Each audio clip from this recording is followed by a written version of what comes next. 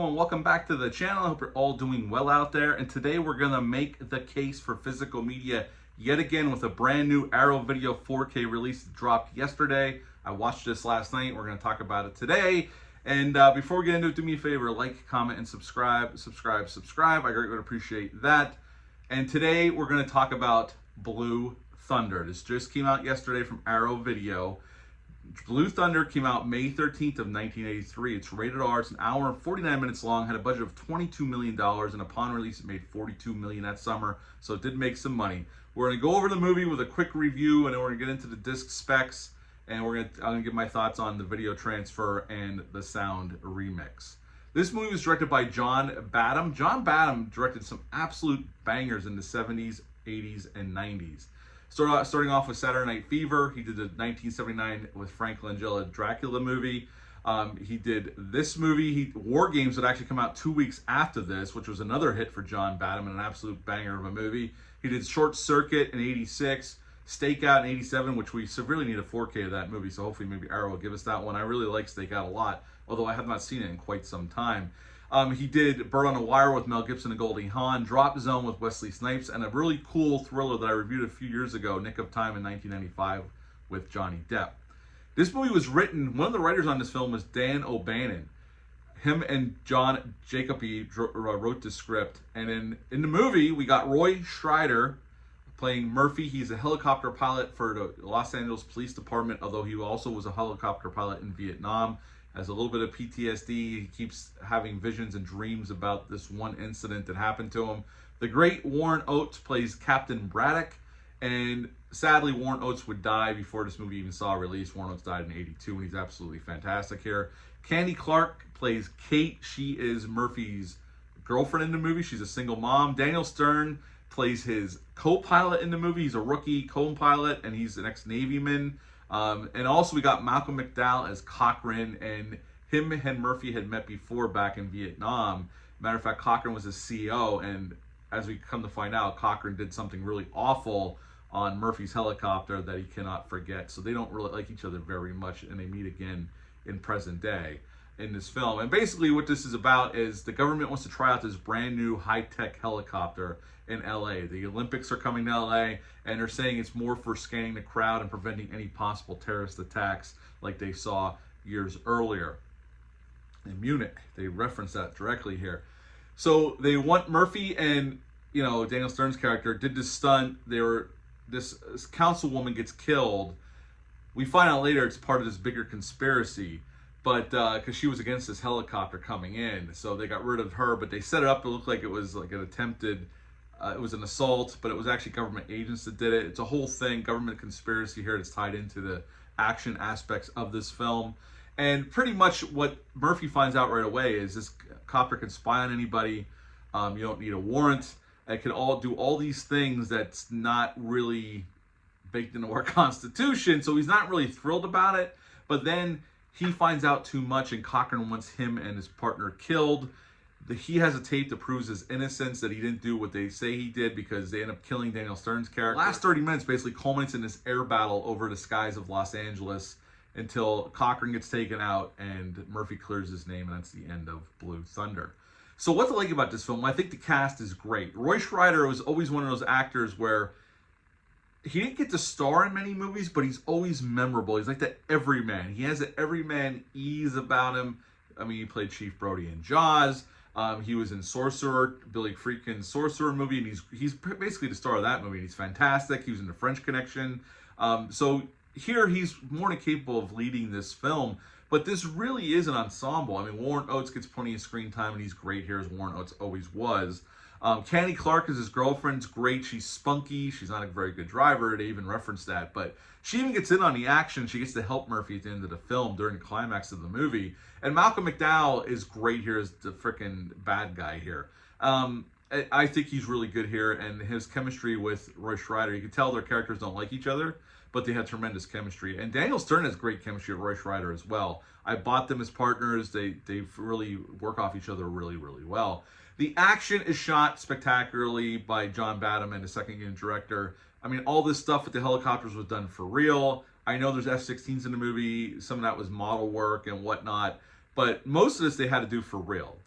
That's why it was a $22 million budget. I mean, this had a long post-production process. This was actually filmed in 81, didn't come out till 83, and they had a lot of aerial footage. There's a lot of aerial footage in this movie. It looks great, but I could imagine that was a nightmare to get finished and in the can so they could actually release the movie.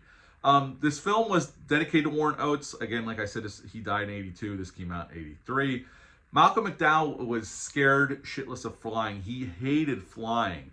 And he had in his contract that he was not willing to go up in any of the helicopters. That was actually in his contract. But Roy Schreider and Daniel Stern were actually going up in the helicopters.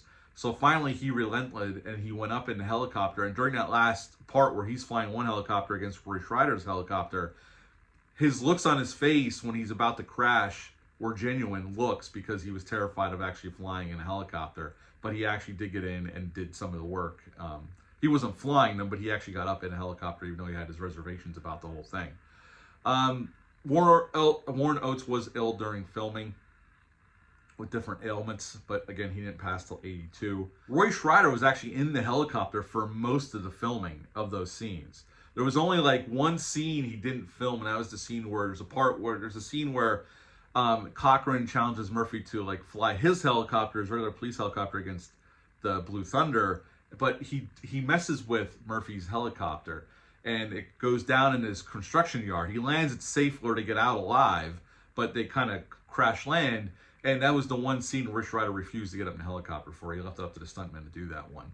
Overall, this isn't perfect movie, but it's a really fun and I think pretty smart little action thriller from the early 80s. It's about government overreach, especially with surveillance and whatnot, and then realizing that the government was going to use this for crowd control. Not everything they sold it to them as is not necessarily true. And I think it's well done. John Badham directs the shit out of this movie, as he did with a lot of those movies that he made. And again, like I said, War Games would come out 2 weeks after this was released. And I absolutely love War Games as well. This is a really good movie. The movie itself, I would give a 9 out of 10. If you've never seen it, I highly recommend it. It's a really good time with a great cast and some really spectacular aerial footage. So 9 out of 10 for the movie. Let's get into this disc, okay? Let's open this up first. We got the slipcover with the artwork. On the back, we got the description of the movie and the special features, what they did to the movie. Hard plastic case, which I always appreciate. Inside, we get the single 4K discs, and we get a booklet like Arrow generally gives us.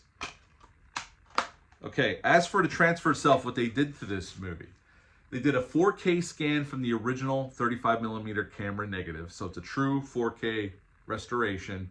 They kept the original aspect ratio of 2.39 to 1. It also supports Dolby Vision and HDR10. Now on the audio side, they remastered the old stereo 2.0 mix, so you have that option on here, and it's a remastered 5.1 DTS, and the DTS track is really good. We'll get into that in a second. Bonus-wise, they have audio commentary. I'm going to read the back, although I know most of this. John Badham and his editor and motion control supervisor and an audio commentary on here. There's an interview with John Badham as well, going over the production of the movie, how he liked working with the cast. There's also an interview on here with Candy Clark that goes about 10 minutes, 10, 12 minutes. And she goes over working with Roy Schreider and all that and getting to do some action stuff. Happy to be able to do that. There's also an interview on here with Malcolm McDowell. He said him and Roy Schreider got along really wonderfully. They enjoyed spending time with each other. And at conventions after that, like later on when they were doing sci-fi conventions, they used to hang out all the time and just chat.